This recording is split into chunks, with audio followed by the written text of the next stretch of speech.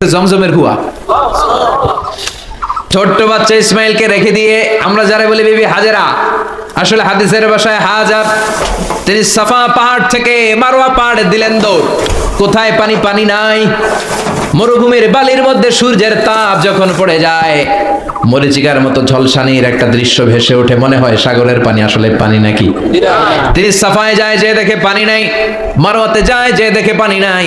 পানির সন্ধানে হাজার আলাইহিস সালাম 7 বার 2 পাহাড়ের মাঝখানে দৌড়াদৌড়ি করলেন। ওই পাহাড়ের মাঝখানে এই মহিলার পায়ের ছাপ লেগে গেল। এই দৌড়াদৌড়িটা আরশের উপর থেকে আল্লাহ এত সুন্দর উপভোগ করেছেন। আল্লাহর কাছে এই মহিলার দৌড়াদৌড়িটা এত ভালো লেগেছে, কিয়ামত পর্যন্ত সব হাজীদের জন্য এই জায়গায় দৌড়াদৌড়িটা আল্লাহ ওয়াজিব করে দিয়েছে। এই জায়গায় দৌড়াদৌড়ি না করলে হজ হবে না, উমরা হবে না। এই দৌড়াদৌড়িটা, মহিলাটার স্যাক্রিফাইস, হৃদয়ের আবেগ আর ভালোবাসাটা আল্লাহর কাছে এত পছন্দনীয় হয়েছে, কিয়ামত পর্যন্ত আল্লাহ চান সবাই দৌড়াবে, আমি উপর থেকে দেখবো। হঠাৎ কলকল কলকল আওয়াজ শুনতে পেলেন। সাফা মারওয়া থেকে দৌড়ে আসলেন কাবার কাছে। এসে দেখলেন ফেলে রাখা দুধের বাচ্চা ইসমাইলের পায়ের ধাক্কায় জমিন থেকে পানি বের হতে শুরু করেছে। কলকল কলকল আওয়াজ। ওনারা আরবি ভাষা জানতেন না। সাইয়েদনা ইব্রাহিম, ইসমাইল, হাজার এরা সুরিয়ানি ভাষার মানুষ ছিলেন। সুরিয়ানি ভাষায় উনি বসে পানি যাতে মরুভূমির বালুতে লেগে শুকিয়ে না যায়, বালু দিয়ে বাদ দিতেছে। আমরা বাদ দেই না পানি আটকানোর জন্য? দেখেন নাই মনে হয়? দেখেন নাই পানি আটকানোর জন্য বাদ দেই আমরা। হাজার এসে বালু দিয়ে বাদ দিতেছে নিজে নিজে, আর নিজের সুরিয়ানি ভাষায় বলতেছে জাম জাম, মানে থাম থাম, পানি যাইস না তুই। জাম মানে কেফ কেফ, স্টপ স্টপ, থাম থাম, আরে পানি চলে যাস না, থাম থাম। ওনার মুখ নিঃসৃত এই জাম জাম শব্দ দুইটা আল্লাহ এত পছন্দ হয়েছে, কিয়ামত পর্যন্ত আল্লাহ এই কুয়ার নাম জামজামের কুয়া করে দিয়েছেন।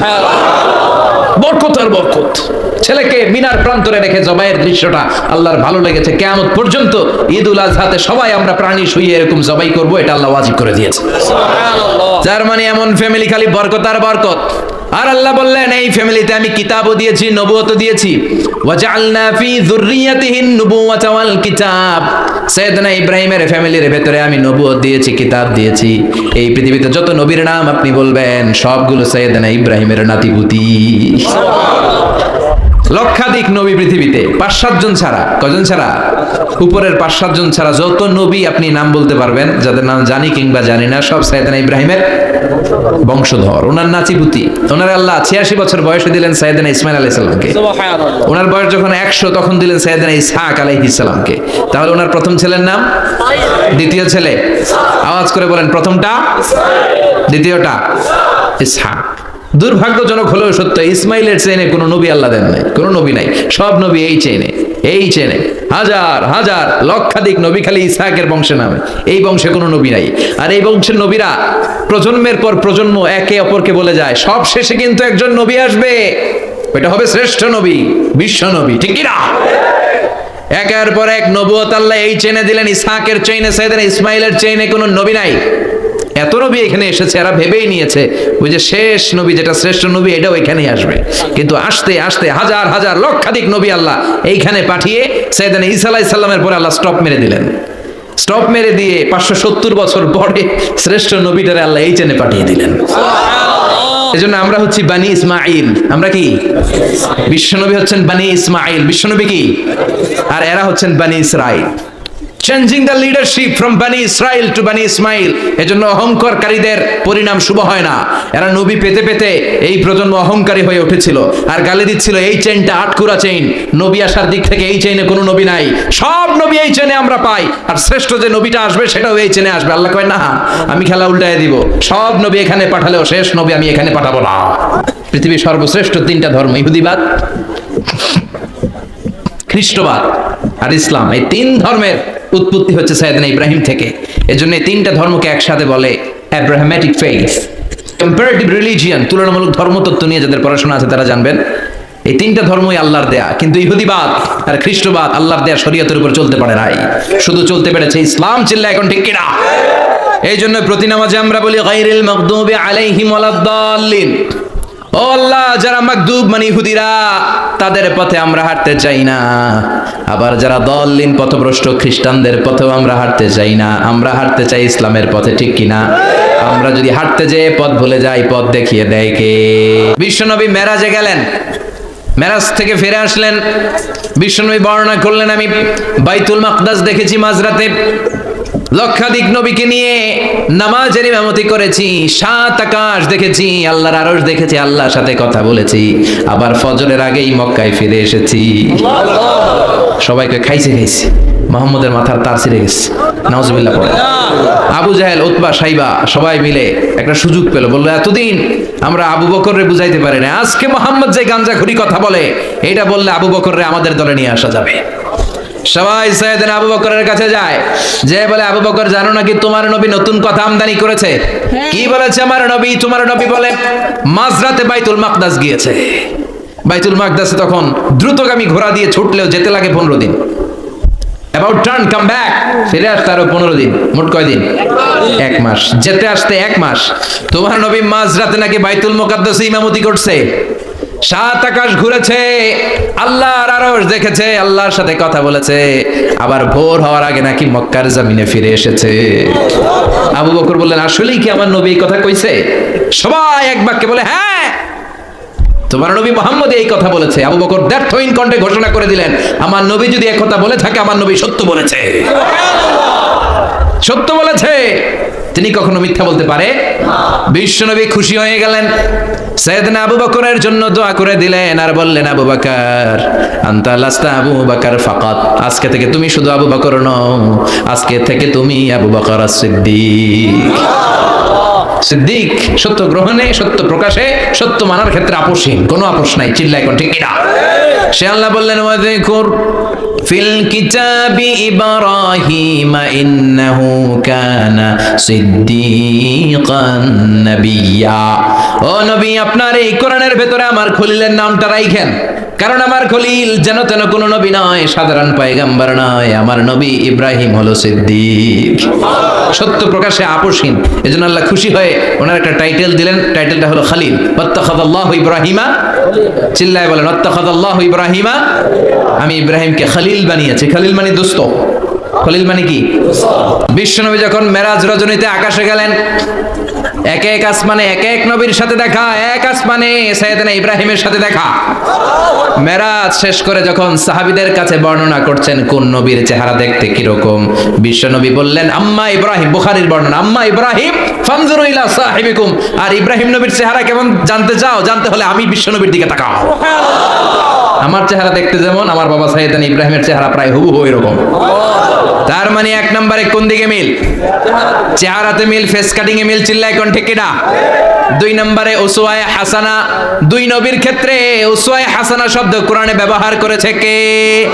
লাকাদ কানা লাকুম ফি রাসূলিল্লাহি উসওয়াতুন হাসানা, তোমাদের জন্য বিশ্বনবীর জীবনীর ভেতরে উত্তম আদর্শ আছে না নাই?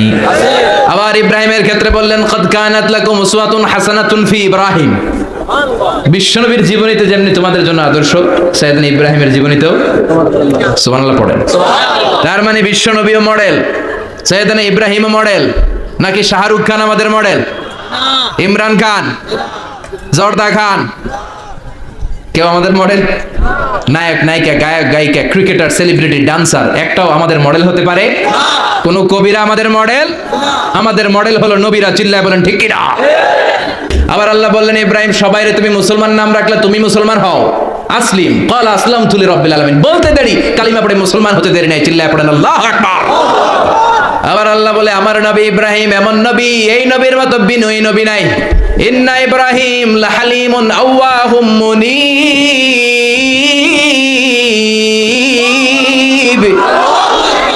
ইন্না ইব্রাহিম লাহালিম আওয়াহ মুনীব, এই নবী সহনশীল।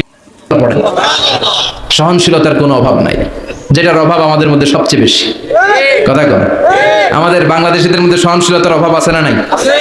নিজে যেই দল করি এটাই ভালো, বাকি সব কালা, আছে না নাই? এরকম অসহনশীল মানসিকতা আছে না নাই? নিজে যেটা বুঝি এটাই ভালো, বাকিটা কেউ ভালো না, বাকি কেউ ভালো না। আহা কি ভয়ঙ্কর অবস্থা। কিন্তু সাইয়েদনা ইব্রাহিমের অভ্যাস সেটা ছিল না, উনি সহনশীল ছিলেন। আমাদের বাংলাদেশে দেখেন কত ইসলামিক দল, কত পীরের মুরিদ, কত পীর। এই দেশে যত পীর, অনেক দেশে জনগণ এত নাই। কথা কন, এত পীর এই দেশে, অনেক দেশের জনসংখ্যাও এত না। এক ইসলাম, এক কোরআন, এক নবী। তারপরে গুতাগুতি আছে না নাই? কেউ কাউরে দেখতে পারে না, ঠেলাঠেলি। হ্যাঁ, এ কাফের, তুই কাফের, তোর নানা কাফের, তোর 14 গোষ্ঠী কাফের, তোর পীর সাহেব কাফের, আছে না নাই? কয় আমার পীর সাহেব কাফের হলে তোর পীর সাহেবের 14 গোষ্ঠী কাফের। ওই কাফের মরলে যেখানে কবর দেয়া হবে, ওই কবরের উপরে যে ঘাস উঠবে, ওই ঘাস যে গরু খাবে, ওই গরুর দুধ যে খাবে, ওইটাও কাফের। কথা কন, আছে না নাই? কেউ কারো ভালো সহ্য করতে পারে না। একজন বলছিল, ভাই এই বাংলাদেশের জাতীয় খেলা হাডুডু হইলো কেন? আমাদের জাতীয় খেলার নাম, কথা কন, দেখছেন একটা সামনে যাইতে চাইলে বাকি সবাই ঠ্যাং ধরে নিচের দিকে নামে, আছে না নাই? সামনে যেতেই দিবে না, ভালো কাজ করতেই দিবে না, কারো ভালোটা কেউ সহ্য করে না। উপরের দিকে উঠতে চাইলে ঠ্যাং ধরে ওইটারে নামায়। এজন্য আমাদের জাতীয় খেলা হাডুডু। কথা বলেন, সে মতো মন্তব্য, একে অপরের প্রতি হিংসা, কোনো ভালোবাসা নাই, মহব্বত নাই। এক নবীর উম্মত, এক লা ইলাহার পতাকার তলে আমরা দাঁড়িয়ে, চিল্লায় বলেন ঠিক কিনা? তারপরে গুতাগুতি, কিলাকিলি, কেউ কাউরে দেখতে পারে না। আল্লাহ তুমি হেফাজত করো, আমাদের মধ্যে তুমি ঐক্য তৈরি করে দাও, হিংসা জিঘাংসা তুমি হৃদয় থেকে দূর করে দাও। আবার আল্লাহ বললেন, ইন্না ইব্রাহিম কানা উম্মাতান ওয়াহিদা, আমার খলিল ইব্রাহিম শুধু সহনশীল নয়, আমার খলিল ইব্রাহিম একাই একটা উম্মত। আল্লাহু আকবার। এটা একটা কথা হইলো? একা একটা উম্মত হতে পারে? আমরা সবাই উম্মত, কোটি কোটি মানুষ, ফলে বিশ্ব নবীর উম্মত, উম্মতে মুহাম্মাদী, ঠিক কিনা? একজন কি একটা উম্মত হতে পারে? আল্লাহ বলেন ইব্রাহিম এমন নবী, একাই একটা উম্মত। সুবহানাল্লাহ পড়েন। ইন্না ইব্রাহিম কানা উম্মাহ ওয়াহিদার, কারণ উনি যখন জমিনে ছিলেন একটা লোক আল্লাহর নাম নেওয়ার মতো ছিল না, সব ছিল মুশরিক। উনি ছাড়া সব মুশরিক। উনি ছিলেন মুওয়াহহিদ, তাওহীদের পক্ষে। উনি ছাড়া পৃথিবীতে তখন যারা ছিল সব ছিল তাওহীদের বিপক্ষে, মানে মুশরিক। আল্লাহ বুঝাতে চাইলেন পুরো মুশরিক গোষ্ঠী একটা উম্মত, আমার ইব্রাহিম খলিল একাই আরেক উম্মত। ইন্না ইব্রাহিম কানা উম্মাতান ওয়াহিদা। সাইয়েদনা ইব্রাহিমের সময়কালে মুসলমান বলতে কেউ ছিল না, উনি একা ছাড়া। তার মানে গোটা বিশ্বের সব মুশরিক মিলে একা একটা উম্মত, সাইয়েদনা ইব্রাহিম নিজে নিজে একটা উম্মত। কি পরীক্ষা করে কিভাবে আল্লাহ ওনার উত্তীর্ণ করেছেন, এজন্য খুশি হয়ে আল্লাহ ওনারে খালিল উপাধি দিয়েছেন। কথা কন, ওনার কিছু উপাধি আছে, একটা হচ্ছে সিদ্দিক। কি উপাধি? আমাদের অনেকের নাম আছে না? এদিকে আছে সিদ্দিক নামে কেউ? মাশাআল্লাহ আছে। তো সিদ্দিক মানে কি জানেন? হ্যাঁ, কথা কন, সত্যবাদী। শুধু সত্যবাদী না, সত্য প্রকাশে, সত্য গ্রহণে, সত্যের ব্যাপারে আপোষহীন, কোনো আপোষ করে না। চিল্লায় এখন ঠিক কিনা?